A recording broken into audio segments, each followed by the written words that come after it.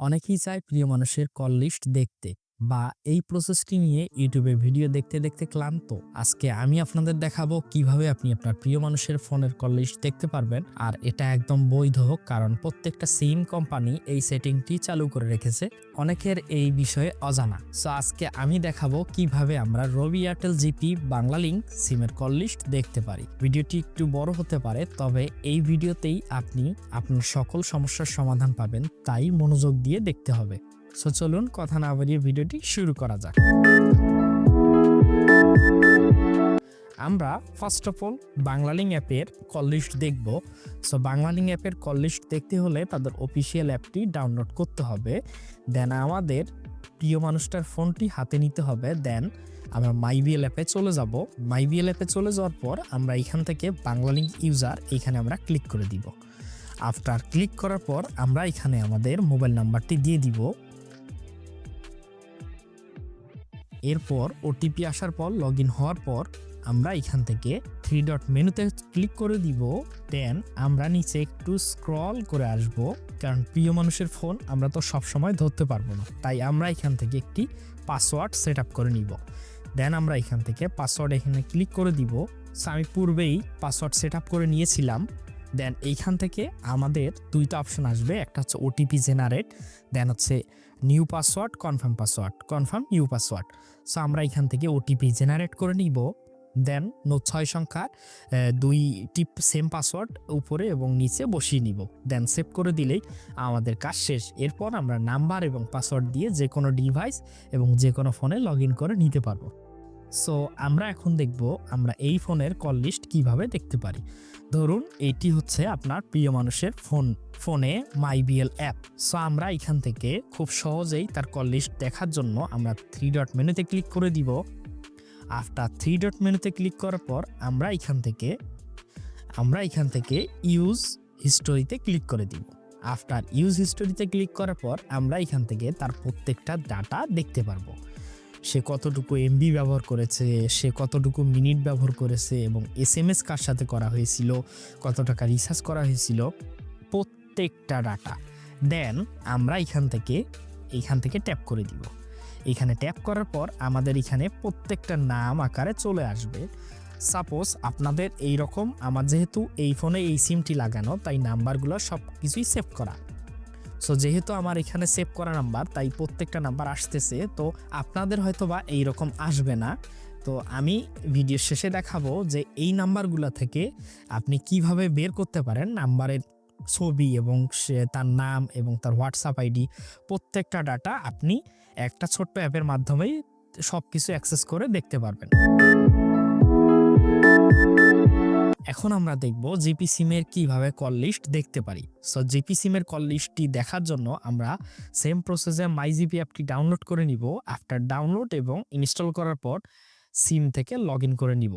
GP app একবার log in করলেই হবে, কারণ এটি মাল্টিপারপাস 5টা ডিভাইসে একসাথে লগ ইন রাখা যায়। সো একবার লগ ইন করলেই আর কষ্ট হচ্ছে না লগ আউট করার। সো সেম প্রসেসে আমরা এখান থেকে স্লাইড করে চলে আসব। স্লাইড করে এখান থেকে সি মোরে ক্লিক করে দিব। আফটার সি মোরে ক্লিক করার পর আমরা এখান থেকে ইউজ হিস্টোরিতে ক্লিক করে দিব। দেন এইখানে আমরা প্রত্যেকটা ডাটাই দেখতে পারবো।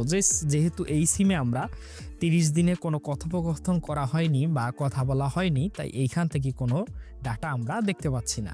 তবে আমরা জিপি সিমে এইভাবেই প্রত্যেকটা সিমের কল লিস্ট দেখতে পারবো। সিমের নাম্বার থেকে আপনি কিভাবে তার পরিচয় বের করবেন সেই ট্রিক্সটি আমি ভিডিওর শেষে দেখিয়ে দিব।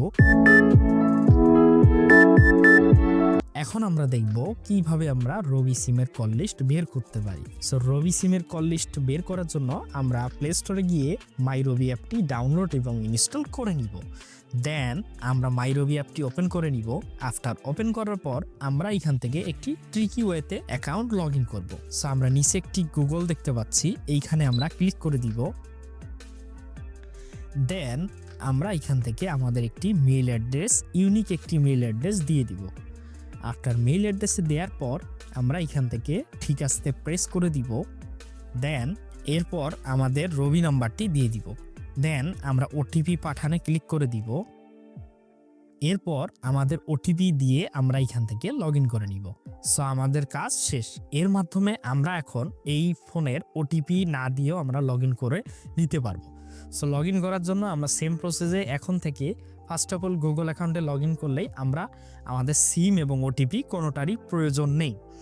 দেন এরপর আমরা কল লিস্ট দেখার জন্য সেম প্রসেসে এইখান থেকে ইউজ হিস্টোরি আমাদেরকে খুঁজে বের করতে হবে।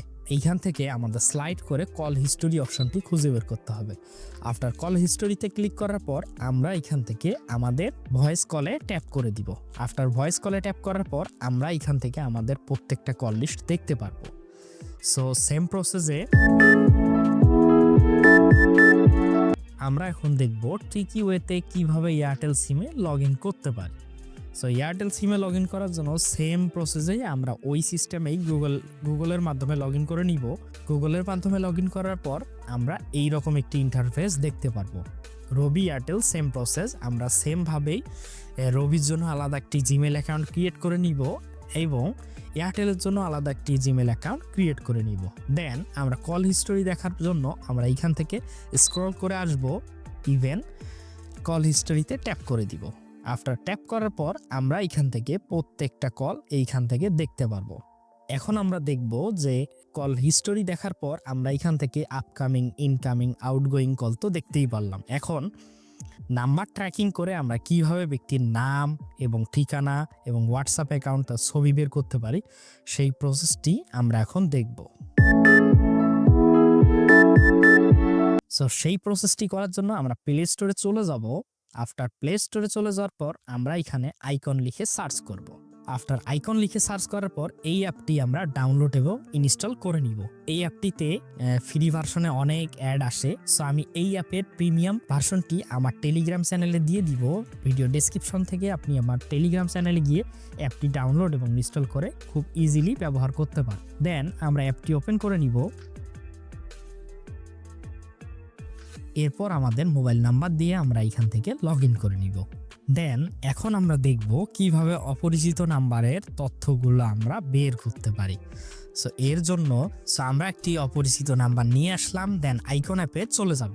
আফটার আইকন অ্যাপে চলে যাওয়ার পর আমরা এখান থেকে ডায়াল প্যাডে চলে যাব।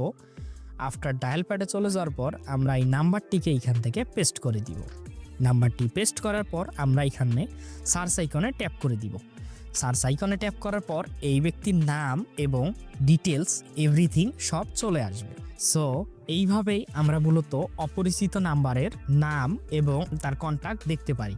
সো এটা যেহেতু টেলিফোন নাম্বার, এই নাম্বার থেকে হোয়াটসঅ্যাপ বা এই ধরনের অ্যাকাউন্টগুলো না খোলাই স্বাভাবিক। সো যেগুলো স্বাভাবিক নাম্বার যেমন গ্রামীণ, জিপি, এই নাম্বারগুলো আমরা ইজিলি এখান থেকে হোয়াটসঅ্যাপ অ্যাকাউন্ট থাকলে হোয়াটসঅ্যাপ অ্যাকাউন্টে চলে যেতে পারবো এবং ইভেন তাকে দেখতেও পারবো। সো এই প্রসেসে আমরা খুব ট্রিকি ওয়েতে 4টা সিমের কল হিস্টোরি এবং তার ব্যক্তির নাম, ছবি এবং মাল্টিপারপাস অ্যাকাউন্টগুলো দেখতে পারি। ফেসবুক অ্যাকাউন্ট থাকলে আমরা এখান থেকে ফেসবুক অ্যাকাউন্টের অ্যাক্সেসও নিতে পারবো। সো এই ছিল আজকের ভিডিও।